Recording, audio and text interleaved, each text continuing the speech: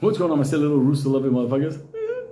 All right, so here's the rooster story. Make you guys laugh. Maybe tonight we'll release some of that fucking acid reflux you motherfuckers got. Okay, when I was a kid, there was this one chick I felt deeply mad in love in. Like no shit. Like I fucking heard like birds chirping and all kinds of fucking stuff. I started singing like Barbra Streisand fucking song, memories of the.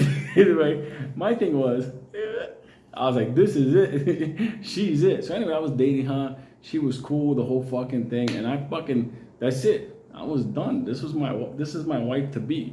Like, no, like, whatever. I'm shopping for rings when I can make some money. Listen, about 2, 3, 4 weeks after we started dating, you know, I think I walked her home. Yeah, I walked her home from school, and I was obviously in her parents' apartment. So I'm there, you know, doing the octopus lambada. It's okay, she was my wife. So I'm fucking there, and I'm fucking happy as can be. Like, no joke. I could have called a straight bullet, like, it's okay. I'm in love.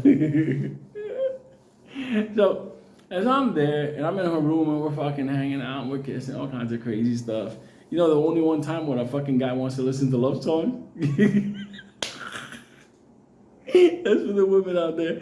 If a guy ever wants to listen to love songs with you, you know that motherfucker's getting ready to lubricate your ears. But anyway, I'm fucking there, and everything's fucking good and stuff like that. But all of a sudden, in the back of the fucking my ear, like in the apartment, I hear. I'm like, and I'm a kid, like, what the fuck is that? And she's like, oh, don't worry about it. Don't worry about it. So I was going back to my marriage. I'm like, okay, I don't worry about it. But as I'm there, whatever, you know, listening to like in my brain, the music is like my endless love. All of a sudden I hear. After a while, the Puerto Rican in me starts to get a little bit suspicious, and I'm like, what the fuck is that? And she's like, look, it's hard to explain. I'm like, oh shit, they got a brother tied up in the room or something, fucking crazy, probably like camera with the helmet. So I'm like, what the fuck is hard to explain? What does that sound? She's like, it's my father's rooster.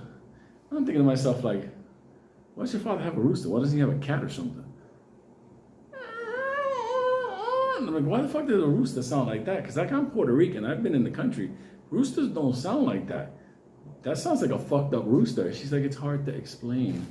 But it's a rooster, trust me. So I was like, all right, no problem. And no, listen, be honest with you. Being a young kid Puerto Rican, and we got that like that nervous side of us. I went back to, you know, doing the fucking Latin lambada stuff, and all of a sudden, you know, the rooster was going, yeah, I was like, fuck you, you're a rooster, I could fuck you up. As long as I knew I could fucking, maybe it was a fucking like a pit bull or something, I would be different. Anyway, so I'm all cool, whatever. I'm there with my wife and cool like that, and the rooster keeps. I'm like, shut up, motherfucker. Anyway. So I'm there, and I'm about to leave, and she's like, you know, that rooster stuff, you know, why don't you come back like tomorrow, and I'll show you what my father does with the rooster. I'm like, what the fuck does your father do with the rooster? I'm like, that's fucking kind of crazy. I'm like, but because she was my wife, I was like, no problem. I was like 13 or some fucking weird shit like that. I don't know what the fuck I was. I wasn't that? Yeah, something like that. Anyway, so all of a sudden, I break out, and, excuse me, just got a text.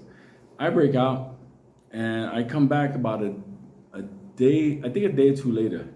So I'm there, she opens the door, and I'm like, mi esposa.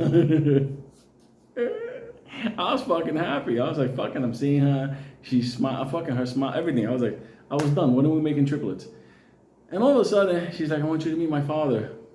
So I'm like, Dad, I want to meet this motherfucker too, you know? And all of a sudden I go in and I see the father, and the father's dressed up like this motherfucking like big Indian type dude with beads and feathers and bracelets and gold. And he was like this fucking wild dude. Like he looked crazy, like the Village People and Baywatch got together.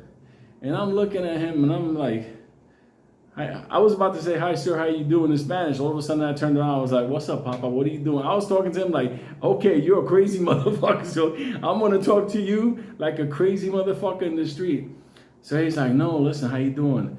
You know, Dolores tells me you're a good kid, you know, and you guys are like kind of together, whatever. You know, that's cool. Listen, I want to just tell you, this is my place, but I do a lot of stuff, for people.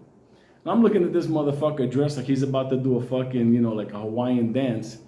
And I'm thinking to myself, like, you do a lot of stuff for people. I'm like, what's going on? He said, no, I do a lot of like voodoo stuff and fortune telling and connecting people with the dead. And I'm thinking to myself, like, this motherfucker is fucking an arch criminal. And all of a sudden I hear the rooster. I was like, what the fuck? What is he doing to this rooster? So I tell him, no problem, dog. Everybody got a hustle in this world. I got you, no problem.